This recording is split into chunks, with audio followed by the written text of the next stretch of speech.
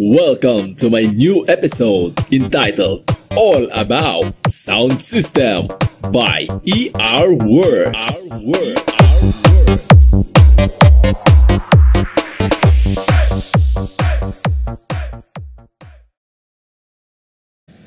Matibay, maaasahan, at subok na sa kahit anumang mga bakbakan.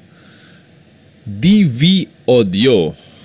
Isa ito sa recommended at tested ko na brand ng amplifier. Ano nga ba ang meron sa brand na ito na wala sa iba? Kung gusto mong malaman, tara, pag-usapan natin ang DV Audio brand. So, huwag skip at huwag mainip. Samahan ako hanggang matapos ang video na ito. Oh, teka. Bago tayo magsimula, siguraduhin muna na nakasubscribe ka na at nakahit na ang notification bell para updated ka sa mga bagong upload.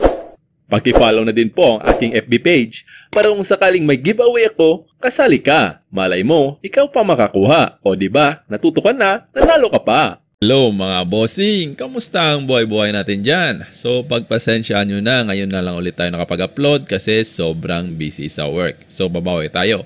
At ang topic natin ngayon ay DV Audio. So DV Audio amplifiers, i-virtual review natin.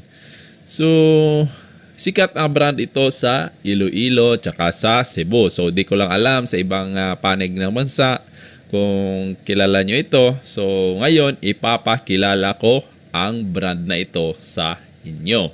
So isa-isahin natin yung topic para sa brand na ito. Umpisa tayo sa overview at sa history ng brand na ito. Saan nga ba ito nagsimula? So ang DV Audio ay isang brand na nag-originate sa Iloilo. So ito ay itinatag ni Boss Dominic Tamonan. Shout out sa iyo dyan, boss, no?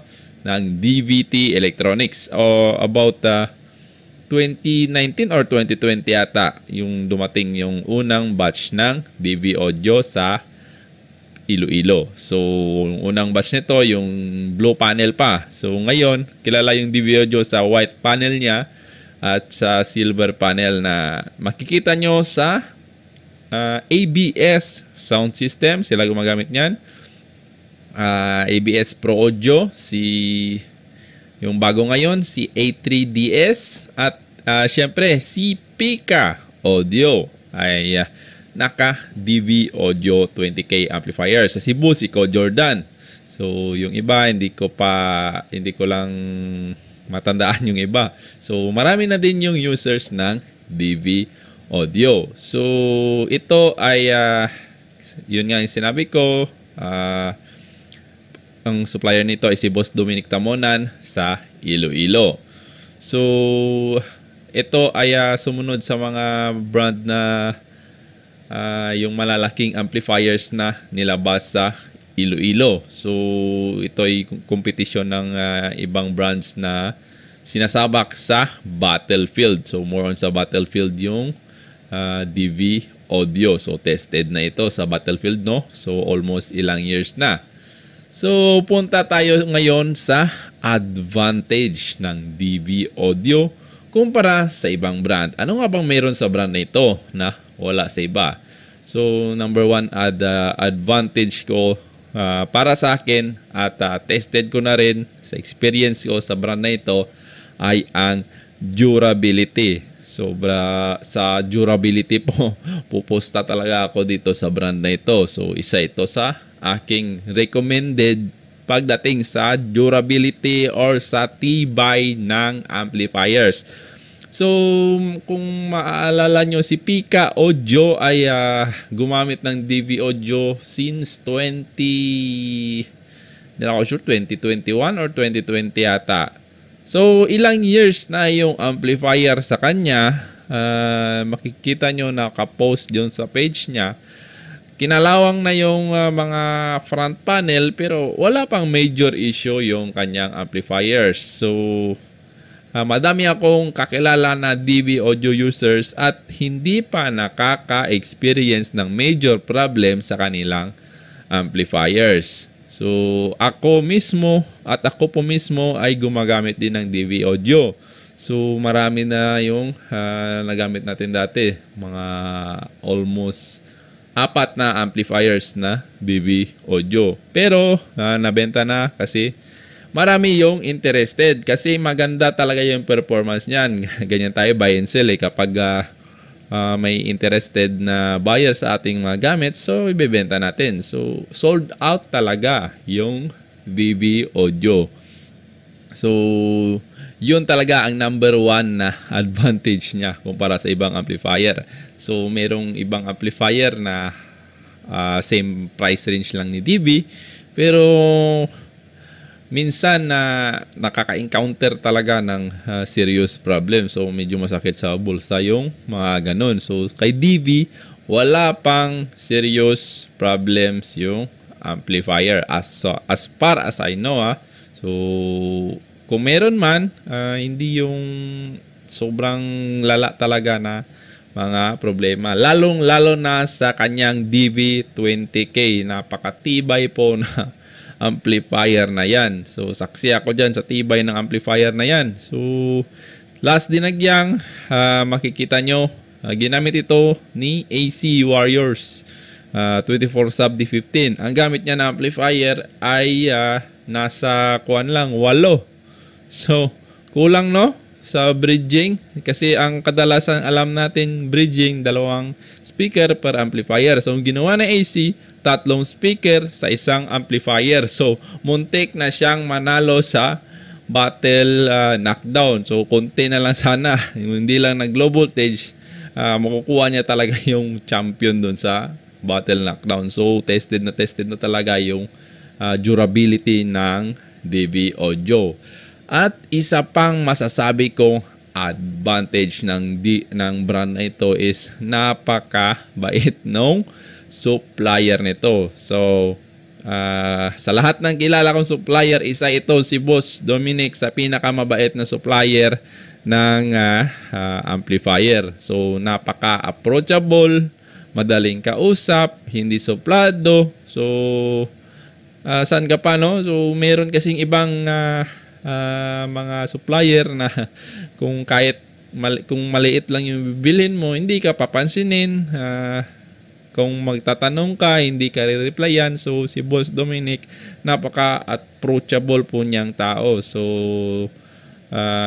maganda talaga yung kanilang customer service. So isa din niyang major advantage ng DV Audio, no? So at ang isa pang masasabi kong advantage ng DV Audio kumpara sa ibang brand ay yung after sale support nila. So as far as I know, 6 months warranty yung DV Audio, free parts and labor sa 6 months. So kahit matapos na yung 6 months na yon, kuwan pa rin, supported ka pa rin ni Boss Dominic. So kung solid DV user ka talaga, meron silang group chat.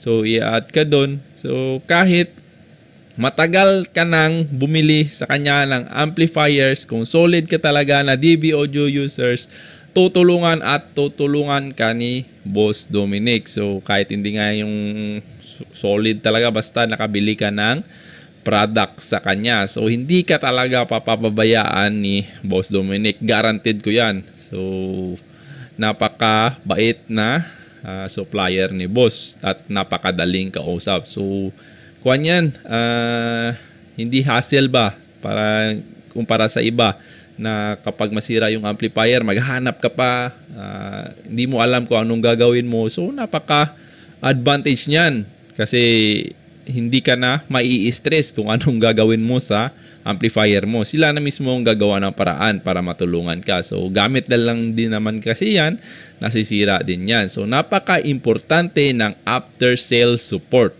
So isa itong kanilang tawag nito, advantage pa kumpara sa ibang brand. So yon ang advantages ng DV Audio kumpara sa ibang brand. So napaka-convincing talaga ng brand na ito, no? Ngayon naman, tatalakayan natin yung disadvantage. So, hindi naman lahat ng brand puro na lang tayo advantage. So, isa-isayin natin para hindi tayo bias. So, isa-isayin din natin yung disadvantages. Sa lahat po ng brand yan, hinahanap talaga natin yung kung ano talaga yung disadvantage ng isang brand. So, meron at meron talaga yan.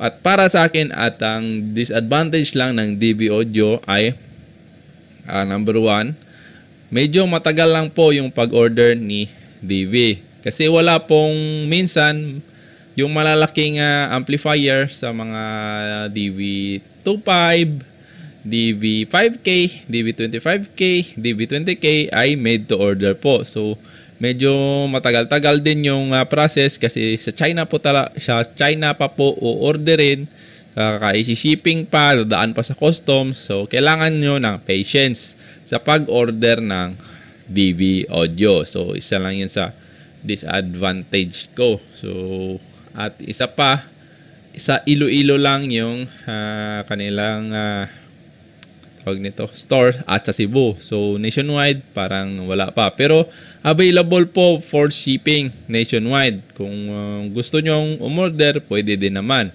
At wala din problema. So far, yun lang yung isa pa pala.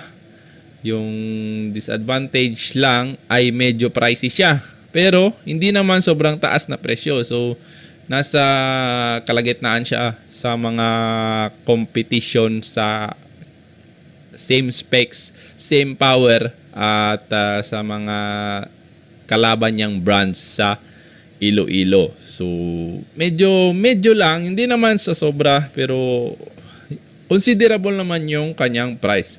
Sulit din naman kasi napaka-durable talaga ng brand na ito. So in terms of quality, so napaka quality na mga parts na yung nilagay po dito. Meron kasi ibang mga amplifiers na yung mga parts nga sobrang dami pero kukunti lang yung gumagana. So meron din iba na hindi maganda yung mga parts na nilalagay. Naka-encounter po yan si boss na yung power transistor na nilagay sa amplifier ay tawag nito medyo mababa yung specs, hindi yung specs na pinag-usapan.